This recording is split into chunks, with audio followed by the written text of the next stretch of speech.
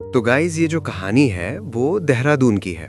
देहरादून में भी मतलब ऊपर की साइड एकदम टॉप पे, ठीक है। वहां पे एक स्कूल थी, पहाड़ों के बीच एक स्कूल थी जहाँ की ये कहानी है।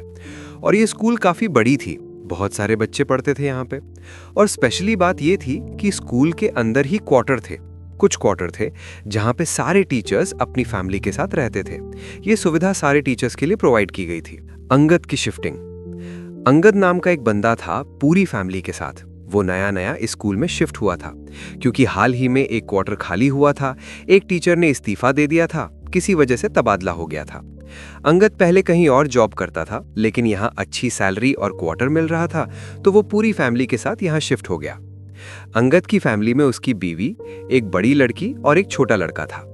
सब कुछ बढ़िया था, अच्छी सैलरी, फ्री एजुकेशन बच्चों के लिए और पहाड़ों के बीच रहना, सब परफेक्ट था। लॉक्ड कमरे की चेतावनी। जैसे ही वो शिफ्ट हुए, प्रिंसिपल ने एक प्यून को भेजकर स्पेशली कहलवाया कि अंदर जो 2 कमरे हैं उनमें से एक कमरा जो ऊपर की तरफ था, मालिया जैसा जहां सामान रखते हैं, पूरी तरह लॉक्ड है। उस पे 15-20 बार चेन लपेटकर बड़ा ताला लगा दिया गया था। प्रिंसिपल ने सख्त हिदायत दी थी, इसको खोलना मत, कुछ भी हो जाए मत खोलना, उसमें कीड़े जानवर मरे पड़े हैं, गंदा पड़ा है। अंगद ने सोचा चलो कोई रीजन तो होगा। उसने बाकी घर सजा लिया। 2-3 दिन में सब सेट हो गया। अंगद की ज्वाइनिंग हो गई और वो स्कूल जाने लगा। स्कूल में पहला दिन। पहले दिन जब अंगद उस क्लास में गया जहां पुराने टीचर की जगह उसने ली थी, तो सारे स्टूडेंट्स ने अजीब बिहेव किया। उनके चेहरे पर रिस्पेक्ट नहीं था, बल्कि ये सवाल था कि ये कौन आ गया। अंगद को लगा शायद पुराने सर अच्छे थे, बच्चों को अपना बनाने में वक्त लगेगा। उसने कोशिश जारी रखी, लेकिन उसे महसूस हुआ कि बच्चे कुछ छुपा रहे हैं। घर में पहली अजीब घटना।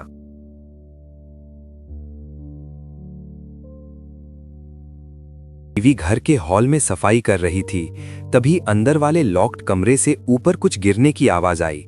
उसी वक्त उसके दोनों बच्चे मम्मी मम्मी चिल्लाते हुए बाहर भागे। मम्मी ने पकड़ा, क्या हुआ? बच्चे, कुछ नहीं, डर लग गया, कुछ गिर गया था।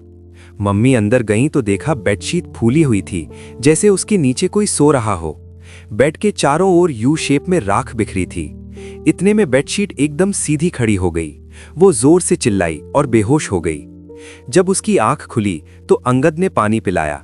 उसने सब बताया, लेकिन अंगद ने कहा, नई जगह है, थकान हो गई होगी, हेलुसिनेशन हो रहा है, आराम करो। उसने बच्चों से कुछ नहीं पूछा। अजीब बदबू और रात की घटना। शाम तक पूरे घर में अजीब बदबू आने लगी, अगरबत्ती और गोबर मिक्स जैसी। कहां से आ रही थी पता नहीं चला। रात को चारों हॉल में सोए। करीब 2-3 बजे अंगद की आंख खुली। उसने बालकनी की ओर देखा। एक चेयर पर एक लेडी बैठी थी, लंबे बाल, काली साड़ी। वो बाल बना रही थी और गुनगुना रही थी। अंगद ने अपनी बीवी को देखा, वो सो रही थी। फिर उस लेडी को देखा। उसने पूछा, कौन है? लेडी का हाथ रुक गया। फिर उसने मुंह घुमाया। उसकी दाहिनी आंख आधी फटी हुई थी और बाहर लटक रही थी।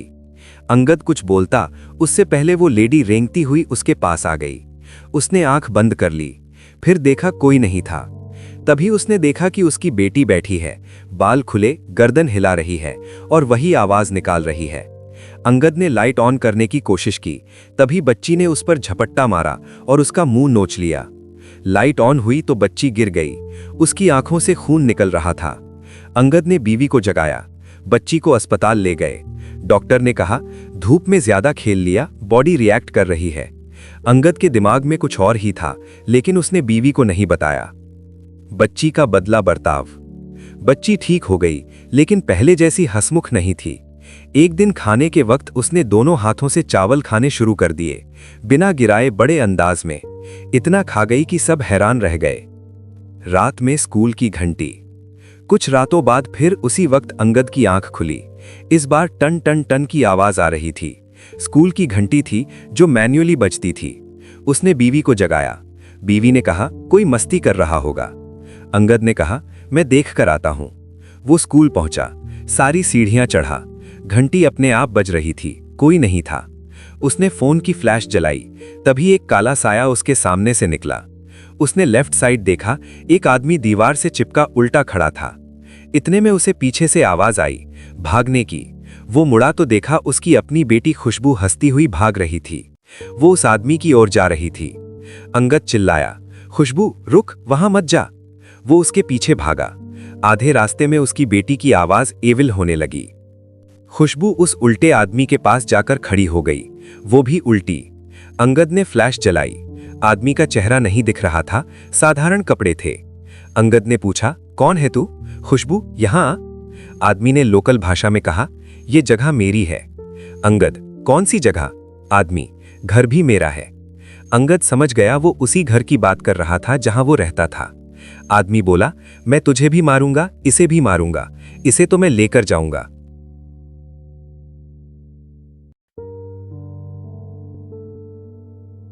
वो छुड़ा रही थी, काट रही थी। वो उसे लपेटकर भागा। पीछे से आवाज आई, मरेगा, सब मरेंगे। अंगद ने पीछे देखा, वो शख्स हवा में उसके साथ साथ उड़ रहा था। वो सीढ़ियों से उतरा। नीचे उतरते ही सामने वही शख्स खड़ा था, आधा सिर फटा हुआ, पूरा चेहरा खून से लथपथ। तो हेलो दोस्तों, स्वागत है आपका हमारे इस चैनल पर। आज हम लेके आए हैं आपके लिए एक और डरावनी हॉरर स्टोरी। ये कहानी है देहरादून के पहाड़ों में बसे एक स्कूल की, जहां अंगद नाम का एक टीचर अपनी पूरी फैमिली के साथ शिफ्ट होता है।